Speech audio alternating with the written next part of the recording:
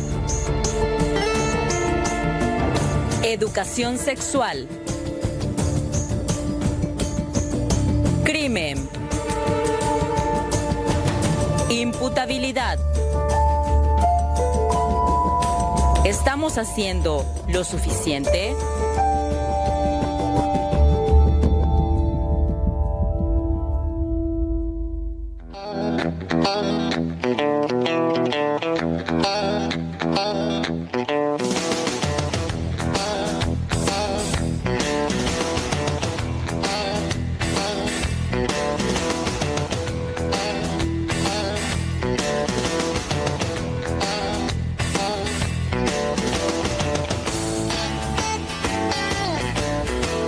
¿Cómo están? Bienvenidos a Puntos de Vista. ¿Qué tal, Fer? ¿Cómo estás? Bien, Diego, ¿cómo te va? Bien, vos sabés que estuve esta tarde en la Feria del Libro. Sí, señor. ¿En de la serio? FIL.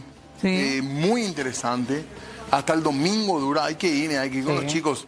Si no hay libro en la casa, el proceso de lectura empieza mal luego, ¿verdad? Claro, y qué mejor que empezar con el ejemplo, ¿verdad? De los adultos hacia los niños, ir inculcando eso que te abre verdaderamente la mente, la posibilidad múltiple que tiene de beneficios también en una sociedad que a la que le falta lectura, lastimosamente, que decir. Vos sabés que en las últimas sesiones de la Cámara de Diputados se notó tanto que ni siquiera la Constitución, por ejemplo, leyeron. Tenía unas ganas de comprar, ¿cuánto? 80 constituciones. Mucho era para mi bolsillo. Sí. Pero y a repartir un poco la... No tienen ni idea, ¿verdad? Y encima tienen que legislar. Piden tratamiento obligatorio, piden cadena perpetua, pena de muerte, pero no leyeron nunca la Constitución, por lo visto. O si leyeron, no entendieron, que es una posibilidad también. O lo peor, leyeron, entendieron, saben lo que tienen enfrente a sus ojos, pero deciden igual salir algunas personas a básicamente ser pescadores de río revuelto en medio de una situación tan delicada, hablar de otras soluciones paliativas que en realidad no solucionan finalmente el problema de fondo. ¿Será que es como para decir que hacen algo nomás? A lo mejor, ¿verdad? Sí, pero bueno, tenemos un tema súper importante y lo queremos hablar porque hasta el momento hemos visto mucha reacción, pero creemos que también hay que hablar de lo otro, ¿verdad? ¿Cuándo vamos a encarar estas cuestiones realmente buscando mejorar los índices, eliminar la violencia? Y esto no lo estamos logrando. Los indicadores marcan eso. Por eso decimos hoy juventud en riesgo. Queremos plantear un poco otra mirada más, alejándonos del caso en sí. Si bien es cierto, es muy difícil desprenderse de lo que está ocurriendo todavía hasta ahora con la investigación de la muerte de María Fernanda, de esta adolescente de 17 años.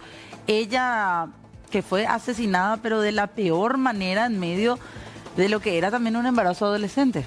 Tal cual. Y quizá no sea la palabra o la frase justa aprovechar la situación, pero digamos que, no sé, que esta situación por lo menos nos permita esto, ahora reflexionar y decir, acá deberíamos mejorar, acá hagamos un esfuerzo, porque evidentemente no estamos acertando el camino, al menos por los números que se tienen, los datos que se tienen, ¿no? Hoy particularmente, Diego, leía yo una persona en redes sociales que decía, ¿por qué no dejan que se enfríe por lo menos primero el cuerpo de esta chica para empezar a hablar de este tipo de cosas? Porque se empezó a plantear de todo, ¿verdad? Pero acá la realidad es lastimosamente que en una sociedad como la nuestra, este es el momento adecuado para empezar a hablar de la problemática, porque después uno se olvida. Mañana vamos a hablar de la albirroja, el viernes quizás salte otro caso, la semana que viene quizás tengamos otra Fernanda, otra Silvia, otra Juana, otra mujer asesinada, otras problemáticas, otro trabajador de delivery, por ejemplo, asesinado como la semana pasada. Ayer nos vamos olvidando de los casos. Ayer unas 1000 motos nos hicieron acordar que le mataron a un pobre trabajador ahí en el barrio de San Francisco. O si no, ya se hubiese pasado también el tema. Así que tenemos que aprovechar, digamos, de alguna manera el momento para seguir hablando. Hay gente que hace siempre esta charla, pero no se le hace caso tampoco a los expertos. Así es. Por eso queremos saludar también aquí, después de esta breve reflexión con Diego, saludar a nuestros invitados porque queremos hablar de juventud. ¿Qué es lo que hace falta? ¿Cómo abordar la educación sexual también para los niños, niñas, adolescentes desde una perspectiva responsable que no asuste a nadie, sin tabú, sin yaques, sin fantasmas, sobre otro tipo de temas que nada tienen que ver también? Y abordar estas problemáticas para que ya no se repita el caso de Fernanda. Así mismo, y lo vamos a hacer con invitados, por supuesto, para preguntar un poco y aprender también nosotros. Sí, señor. Queremos saludar a Mirta Ruiz. La semana pasada hablábamos de todos somos responsables de abuso sexual con ella también. de casos en niños, niñas y adolescentes, y lastimosamente es otra de la problemática que hoy nos trae. ¿Cómo le va, Mirta? Muchas gracias de nuevo por la invitación. Gracias. Bueno, ella del movimiento de lucha contra la violencia sexual hacia niñas, niños y adolescentes. También nos acompaña la abogada Mirta Michi Moragas. ¿Cómo le va? Gracias por venir. Buenas noches, muchas gracias. Gracias. Y también nos acompaña Ángel Britos, él es presidente del Centro de Estudiantes del Colegio Saturio Ríos, una voz joven también que queríamos incluir aquí en el debate. ¿Cómo te va? Buenas tardes y un gusto estar de Con el nuevo. micrófono, Perdón. Buenas tardes y un gusto estar de nuevo en este espacio. Gracias. Gracias a todos por acompañarnos realmente. Hay fórmulas, hay consejos. ¿Por dónde empezamos, verdad? Yo no sé si se pueden evitar estos casos, pasa en muchas sociedades, pero hay algún camino que tendríamos que empezar o recorrer o insistir en él. Yo quisiera comenzar diciendo de que estamos primero la solidaridad y nuestras condolencias a toda la familia de la adolescente Fernanda. Desde el movimiento realmente venimos luchando contra la violencia sexual. Pero yo nosotras consideramos realmente que el Estado, de nuevo, lo que busca es acción-reacción. O sea, que busca ante esta situación grave que nos afecta a todos, reacciona. ¿Y cómo lo reacciona? Reacciona punitivamente y paliativamente. Una vez que sucede una muerte que se suma a la cantidad de muertes que tenemos contadas en Paraguay, quiere actuar pero buscando aumentar, porque no coincide o no es fundamental solamente pensar en agregar más años, en cadena perpetua, en que se pudra en la cárcel, pero sin embargo, si tuvieran de pensar en la prevención, en la protección y en la justicia. Pero no son dos cosas que van de la mano, Mirta, porque muchos dicen, sí, es una medida reaccionaria, pero hay especialistas que dicen quizás decir 8 años para un adolescente no termina podría no terminar en ese tiempo el proceso para reintegrarse a la sociedad como una persona que pueda servir y no que pueda volver a cometer algún crimen. Entonces la parte punitiva y legal tenemos a la abogada Michi, pero sí yo quisiera enfocar que si empezáramos a trabajar en la prevención. Sí. Nosotros venimos peleando por una educación integral de la sexualidad. Estaríamos evitando que más niñas, niños y adolescentes se embarazaran, fueran abusados sexualmente, murieran por aborto o un montón de situaciones que se dan. También la violencia que se da basada en género, de eso no podemos hablar, de eso no hablamos, no se quiere hablar en la escuela, en la familia. Perdón.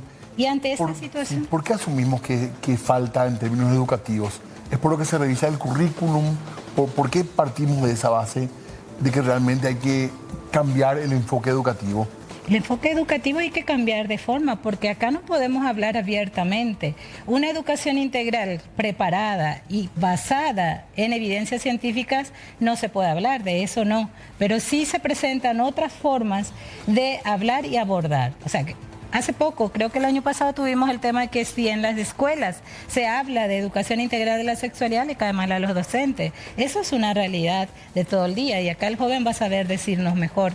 No se puede hablar, está prohibido hablar de educación.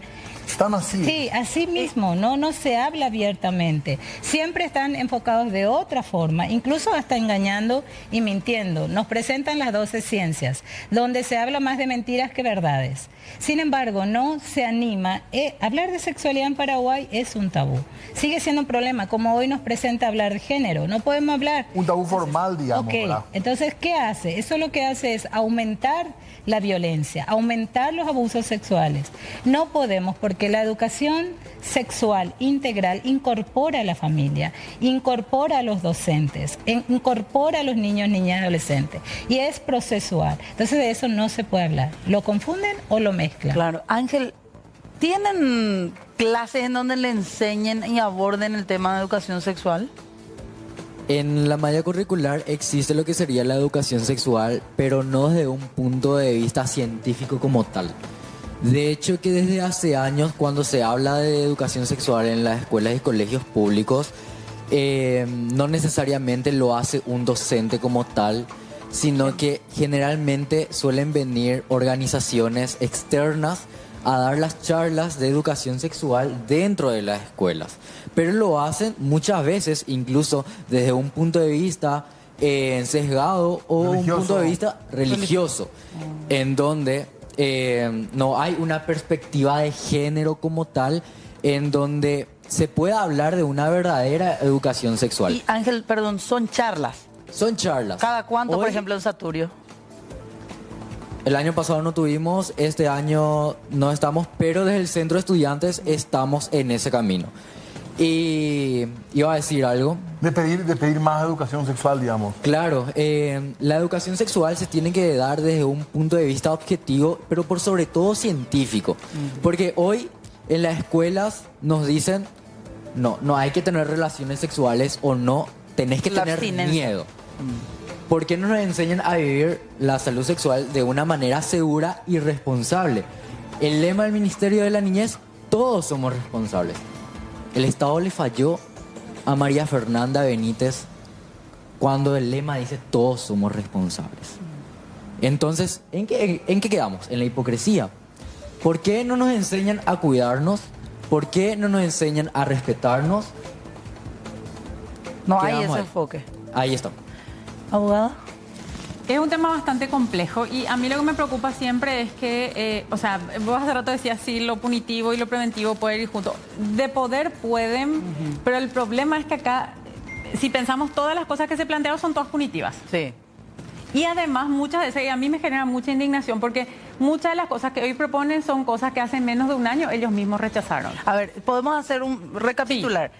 Pedían bajar la imputabilidad La imputabilidad. de adolescentes. Sí, y eso también hay que entender. Nada de lo que legislen ahora se va a aplicar para este caso. Claro. Y ahí creo que lo que hacen es confundirle a la gente. Sí. ¿Por qué? Porque la ley no puede ser retroactiva. Claro. O sea, a este chico va a ser juzgado conforme al derecho penal adolescente. Salvo que le beneficie la ley. Y la ley siguiente. nueva no le va a beneficiar, digamos, Claro. si la idea es justamente endurecer. Castigarlo más. Castigarlo más. Bajar la imputabilidad, aumentar la pena para los adolescentes. Exacto. Y bueno, se habló también de pena de muerte. Ya. Eso es inconstitucional, creo que hay que decirlo muy Tratar claramente. como adulto, decían algunos. Claro, y yo quiero decir una cosa con el mayor de los respetos. Nuestros legisladores no solamente no leen, sino ven mucha tele. Entonces, porque en series de Estados Unidos se dice hay que juzgarle como adulto, eso no existe en nuestro derecho penal y procesal Además, penal. la O sea, Convención hay- del Niño no impide también esa posibilidad. de hablar Exacto, de o sea, pena de muerte. Paraguay ratificó la Convención de Derecho de la Niñez y eso habla de un derecho penal mínimo.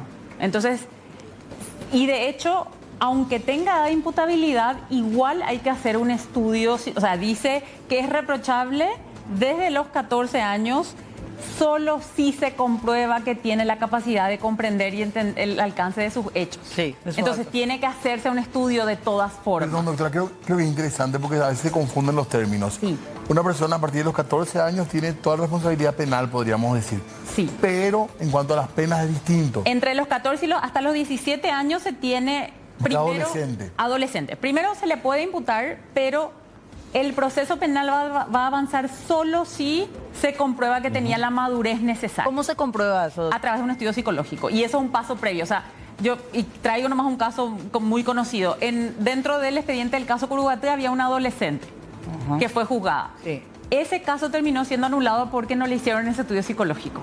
Sí, O sea, sí tiene que ir sin ese- ese estudio psicológico todo el caso es nulo. Entonces, en este caso también tienen que hacer Perdón. un estudio psicológico. Y en cuanto al máximo de penas, también hay una condición especial para las personas menores de edad. Hay una condición de hasta 8 años Como máximo. Como máximo. O sea, no te pueden Sea dar cual 30 sea. años. El No caso. le pueden dar 30 Por años. más que cumpla la mayoría de edad, cumpliendo la pena, por así decirlo, no se puede revisar esa sentencia luego. No, Eso es solamente lo que- se puede revisar si va a ser más favorable. Correcto. Nunca para aumentar la pena y ya el marco penal que le van a poder aplicar ahora es hasta 8 años. No hay medidas de seguridad En este caso no. para los adolescentes. Para los adolescentes no. Pero ahí tenemos que ir, digamos, al principio en sí de la pena, que es, digamos, la reeducación, ¿verdad? Exacto, pero la verdad es también que si bien hay centros diferenciados para adultos y adolescentes, son todas cárceles. O sea, se tratan- llama centro educativo, pero es una Claro, eso cárcel. eso no existe. No hay un abordaje para... No hay un abordaje ni de educación ni rehabilitación. En ningún, digamos, no en el sistema adulto, tampoco en el sistema Porque esta adolescente. persona eventualmente,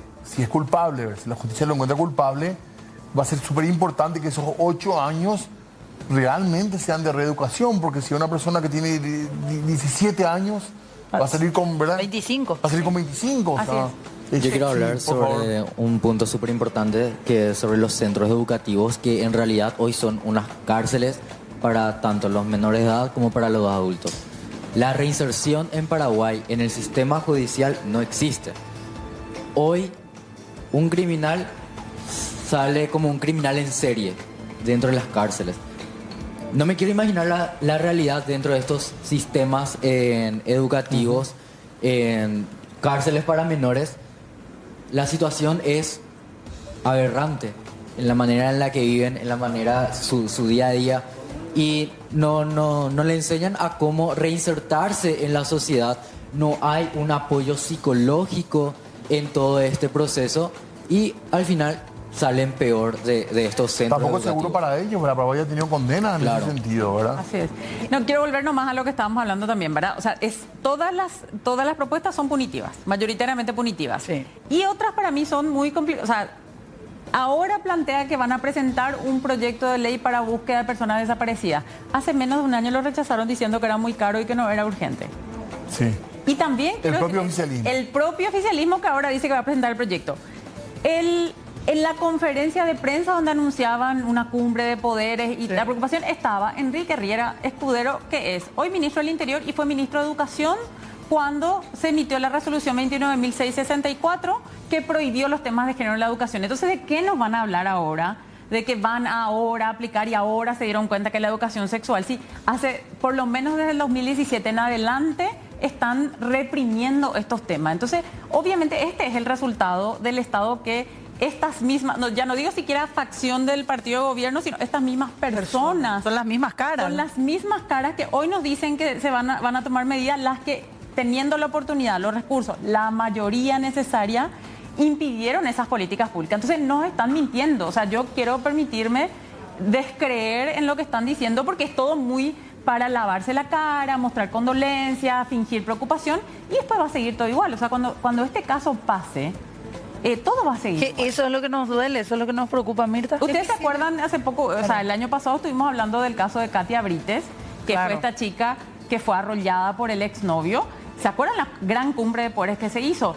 ¿Qué pasó después de eso? Nada. Hoy es el momento que nos le dieron un peso, un guaraní más a la lucha contra la violencia. Entonces, yo me permito Claro, es desconfiar. reacción. Al contrario, quieren fusionar Ministerio de la Niñez Exacto. con de la mujer, creando un Quisiera ministerio. hacer un aporte por lo que mencionaba la colega. Tiene que ver con la falta de protección. El Estado es el garante de derechos, ¿no?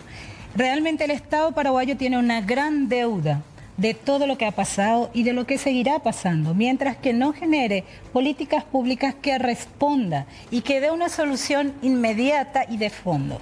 Estamos queriendo apagar, hoy decían, esto es un parche para esto, ¿para estar bien con quién? No, esto va a pasar en 2 días, Fernanda ya no existió, va a venir otras y otras, así, porque ¿cuántos casos tenemos de mujeres que han muerto por violencia de género?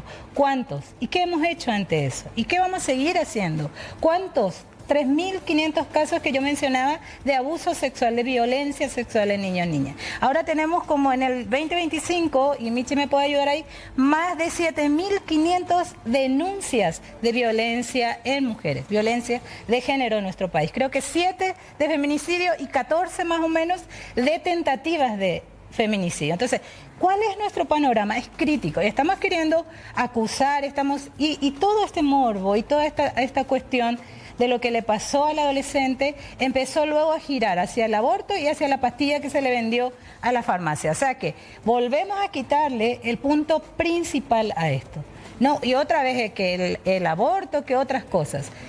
Necesitamos realmente una educación integral de la sexualidad, protección y que estemos libres de violencia. De hablar incluso. Tenemos que hacer pausa nosotros. Sí. A mí me encantaría saber si realmente se puede pensar y creer que las políticas públicas y la educación pueden cambiar esto que parece tan metido, ¿verdad? Este nivel de violencia que parece ya, no sé si decir, que no se puede sacar ya de nuestra sociedad por los niveles que hemos llegado. Así que, entre otras cosas que tenemos todavía para charlar en esta tarde Claro que noche. sí. Queremos hacer una pausa y ya volvemos.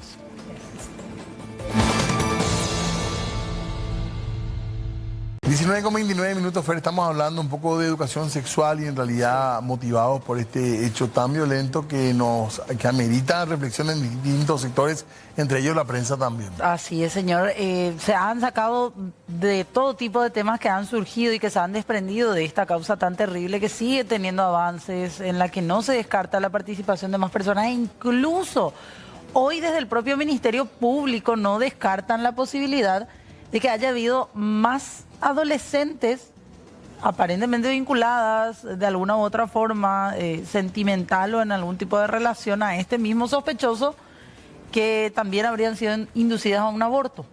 La reacción hasta el momento en general de las instituciones o fue lenta o fue esto que estábamos viendo, ¿verdad? En el Senado, en Cámara de Diputados, en la reunión de la supuesta cumbre de poderes, totalmente inconducente, podríamos decir. Yo me quedé pensando en la propuesta que había de un legislador que decía, mandémoslo a esta clase de adolescentes a hacer servicio militar obligatorio. ¿Te imaginas? O sea, darle armas a alguien que ya fue capaz, por ejemplo, de, siendo adolescente, quemarle viva a una chica de su edad. Terrible. Sí, estas No son me las cabe en la soluciones. cabeza. Yo dentro de todo, si hay algo que me pareció interesante, es que armaron un equipo de psicólogos de contención para enviar a la zona para que los chicos que están recontra afectados, porque hay víctimas colaterales, y se armó un equipo de psicólogos para dar un apoyo a esta gente que está conmovida, Pero, obviamente. ¿cuánto va a durar eso? No, nada. Ni una semana. Reacción, pura reacción. Podemos recordar el asesinato de la directora en el departamento de Guairá. En Independencia, sí. A mí me tocó visitar el colegio como gremio estudiantil. El MEC envió en contención psicológica a los chicos y al plantel de docentes y no duró ni una semana. Esto va a quedar otra vez en el Opareí. Todos sus proyectos van a quedar otra vez ahí hasta que la gente se calme. Entonces, no es luego debatir sobre esto, sino buscar ya una solución. Porque esto va a quedar en el Opareí, como terminó el caso de Katia el año pasado, la que fue arrollada, como terminó el caso de la directora asesinada, y un sinfín de situaciones y casos que se vieron dando. Va a terminar en el Opareí. Sí. ¿Y cómo hacemos para cambiar una situación como esta? Presión ciudadana. Pero y en el tema educativo, en el tema por dónde vamos con los niños, Porque con los insisto jóvenes. por la prevención. Y lo que estaba diciendo hace rato, insisto en la protección. La protección de la justicia. No hay. Ayer nomás decía una adolescente, creo que de Ciudad del Este, estaba haciendo una denuncia. Ciudad del Este. Sí, porque le va a pasar lo mismo que a Le esta va a pasar lo mismo adolescente. que... Y encima le decía un adulto, o sea, 22 De años 20 tenía... años por ahí. Y 22 años tenía el tipo que le decía y ella tenía 16. Bueno, entonces ella fue con su madre a la fiscalía a hacer todo eso, porque todos se movilizaron, todos están al día de la mujer hoy. Sin embargo, le dice, no anda el sistema, anda a la comisaría. Y si uno piensa que ahí afuera del ministerio estuviera el muchacho con un arma o con lo que sea, ¿quién cuenta la historia? ¿Quién va a contar la historia? Entonces, de esa protección estamos hablando, de esa prevención. Y lo mismo que le decía yo al viceministro la otra vez, estamos llegando tarde. Si ahora hacemos todo eso, vamos a seguir llegando tarde. ¿Cuántas vidas más va a estar sobre el Estado, sobre nuestra conciencia? Perdón, cuando decís prevención, ¿a qué te referías en concreto? En todas. Primero ya mencioné que para mí evitar todo y un montón de cosas, embarazos, abortos, violencia sexual, coacción, todo lo que tiene que ver pasa por la educación integral de la sexualidad. Y cuando hablamos desde el vamos, basado en evidencia científica. Eso sí puede ayudar a que una niña, un niño, un adolescente sepa que cuando alguien le está tocando, que cuando alguien le está coaccionando, eso no es cariño de padre, de primo, de tío, ni de un cura, ni de un pastor, sino que eso es un abuso sexual. Eso para identificar los tipos de violencia. Y eso no va a ir solo entre docentes y estudiantes, va a ir desde el acompañamiento de los padres, de la familia, de las comunidades de psicólogos, trabajadores sociales. Necesitamos una reacción a eso. Si no, vamos a seguir teniendo niñas que son abusadas, adolescentes que siguen embarazadas, porque yo creo que Fernanda no se hubiera ido capaz a la casa de ese joven si no estuviera, o de esa adolescente, si no estuviera embarazada. Buscó ayuda y tal vez su entorno de confianza también de una u otra forma significó ese adolescente. pero le fallamos, le faltamos en el tema de ese entorno de confianza que no estamos creando, ni en nuestros hogares, ni en los hogares que más nosotros necesitamos. Y en ese sentido, quiero hacerle la consulta a los tres. ¿Cómo hacer eso? Porque indefectiblemente hay una responsabilidad del Estado que está ausente, como decían, y coincidían, creo, todos ustedes y nosotros también. Pero fuera de eso, ¿cómo crear ese ambiente de confianza, ese entorno de confianza dentro de la familia, por ejemplo?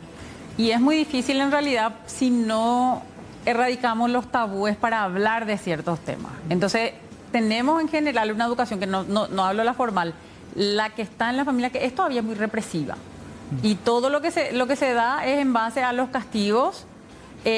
Hay parámetros todavía diferenciados entre nenes y nenas en una misma familia. Los hermanos pueden llegar más tarde, las mujeres tienen que llegar antes que oscurezca. O sea, hay una serie de cosas que se da en la educación que es todavía represiva, que es todavía machista y que genera ese ambiente de desprotección. Porque ¿qué es lo que te dicen todavía?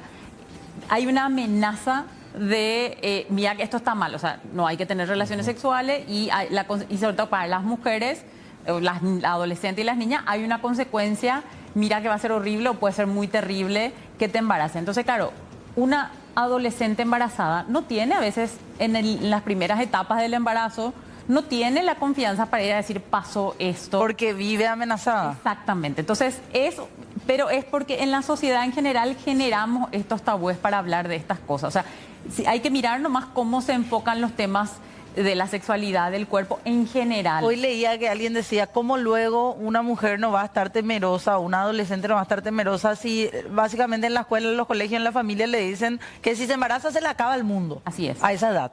Sí. Y Mirta, no sé, Ángel, ¿ustedes en qué coinciden? ¿Cómo hacer ese trabajo desde la mirada de una persona joven como vos, Ángel? ¿Cómo hacer para generar ese ambiente de confianza en una familia?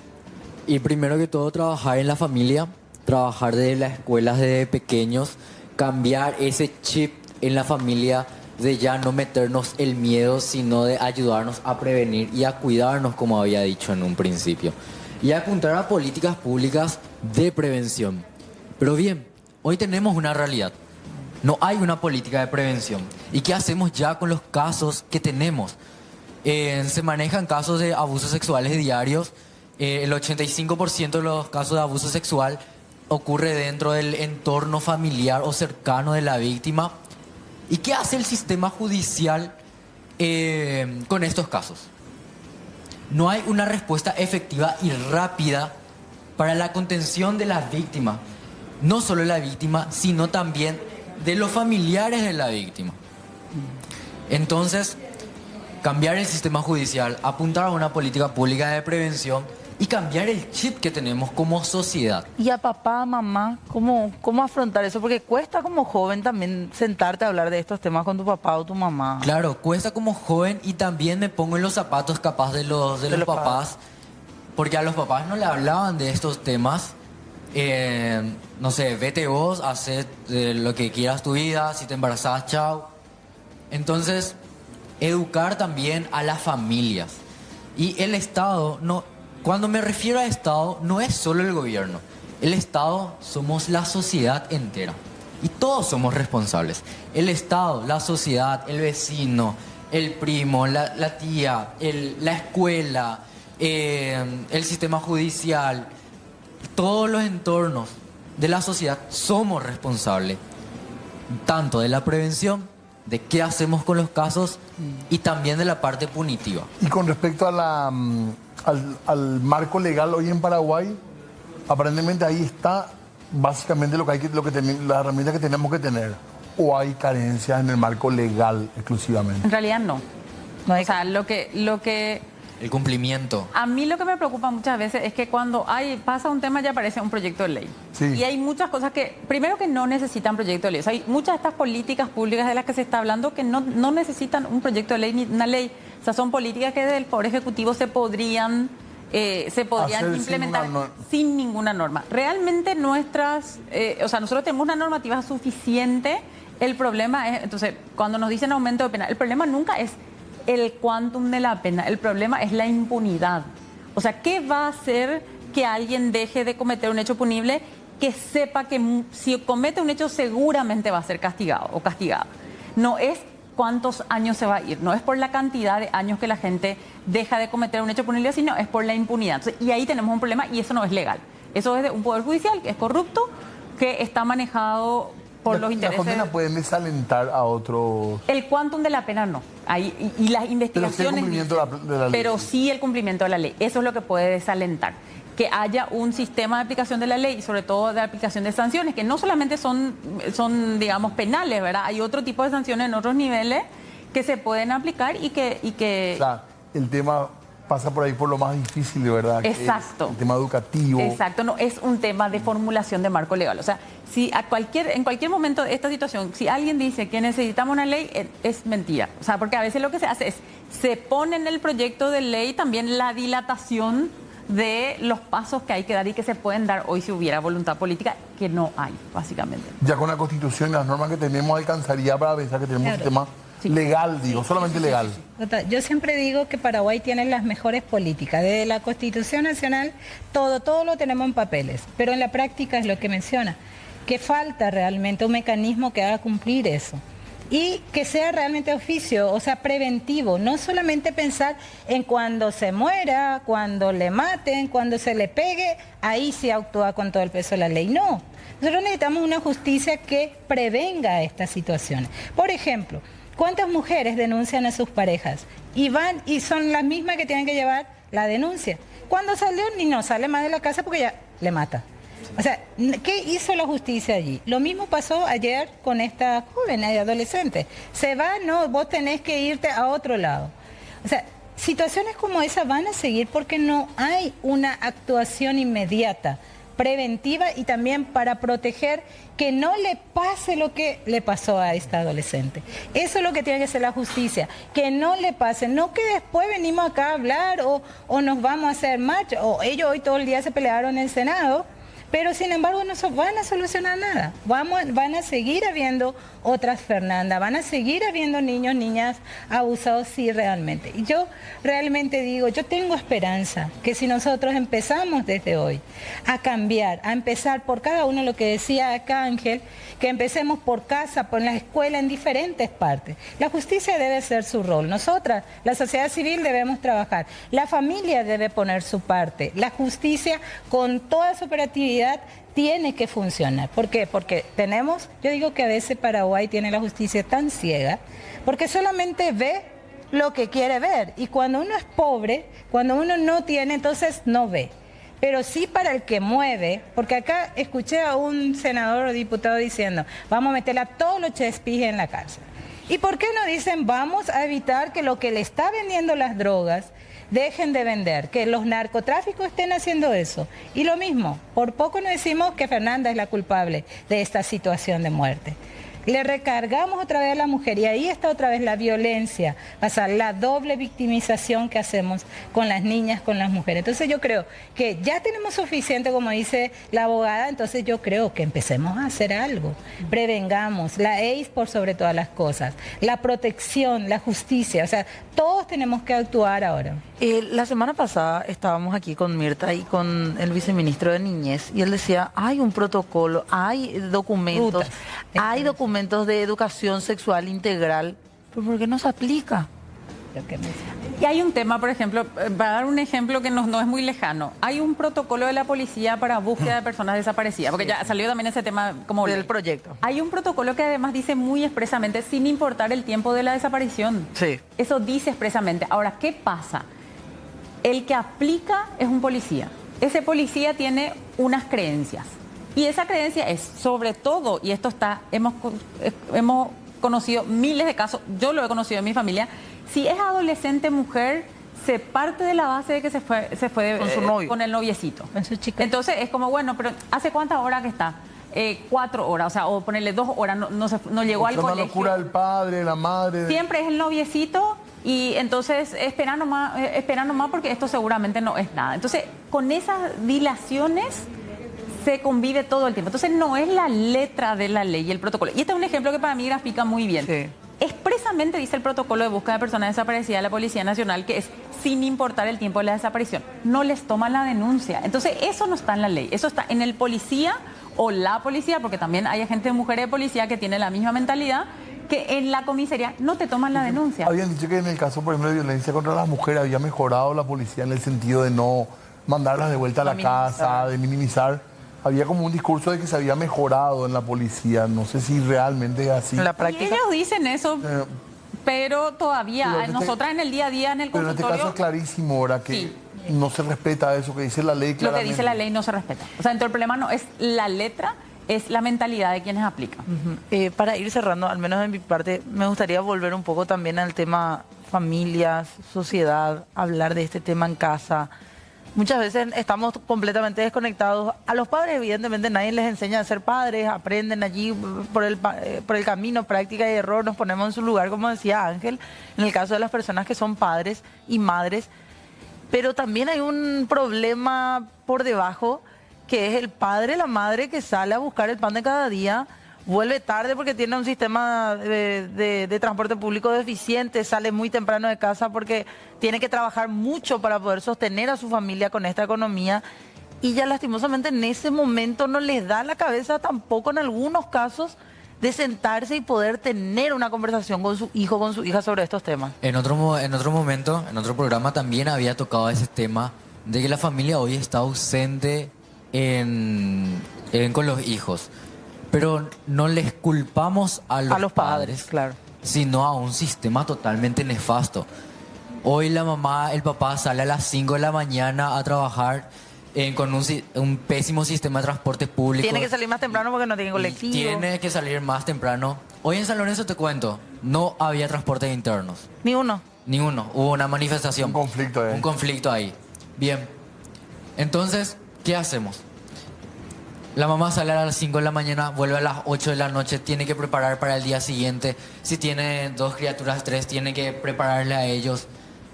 O sea, la calidad de vida de los ciudadanos hoy es paupérrima. No es ni siquiera llamarlo calidad de vida. No tenemos calidad de vida. No tenemos calidad en educación, en sistema judicial, en sistema de transporte público, sistema laboral. No tenemos seguridad en absolutamente nada. ¿Y cómo vamos a poner un lema todos somos responsables? Eso es lo que indigna realmente. De que ellos dicen que todos somos responsables, pero no hacen absolutamente nada. Y no es porque no tengan los recursos. Porque hoy lo que están proponiendo esto, hace un año estaban rechazando. No hay voluntad política.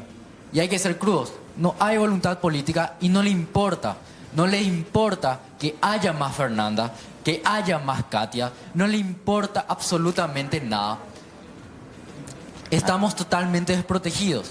Claro. Y sobre eso hay que trabajar desde la sociedad civil. Claro. Porque ya vimos que con el sistema que tenemos no contamos. Que eso no quita también la responsabilidad de los padres, ¿verdad? De buscar por lo menos algún tiempo de poder charlar con los hijos. Es tan compleja la situación, porque realmente acá somos varios actores y actrices que tenemos responsabilidad sobre lo que pasa. El Estado está ausente, como dice, no hay vida digna.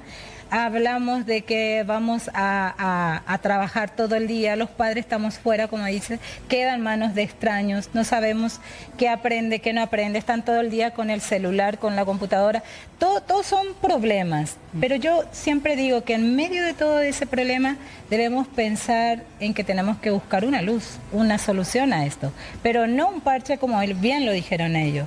Sí, me gustó escucharle a varios senadores y diputados hablar de la educación sexual, pero hablar, ¿no? En el discurso, todo está, ok, pero ojalá se cumpla realmente, ojalá convoque a la ciudadanía, ojalá sea una educación integral de la sexualidad basada en evidencias, que responda a las necesidades de los niños, niñas y adolescentes. No eso que siempre le queremos hablar, no hablar desde la religión, no hablar de otras cosas, sino es una realidad. Es una realidad que hay que hablarlo hoy. Yo sí creo en el cambio. Yo creo que si empezamos casa por casa a hablarle a los niños, a educarles desde que nacen, que crecen, de que no hay que ser violentos, que no hay que responder violencia con violencia, que a las niñas se les debe cuidar, se les debe respetar. Empecemos por casa, empecemos hablándole a nuestros hijos e hijas, ya que no podemos solucionar el mundo, solucionemos acá y hablemosle de que la violencia en toda su forma es mala, contra las mujeres, contra los niños, contra los adolescentes.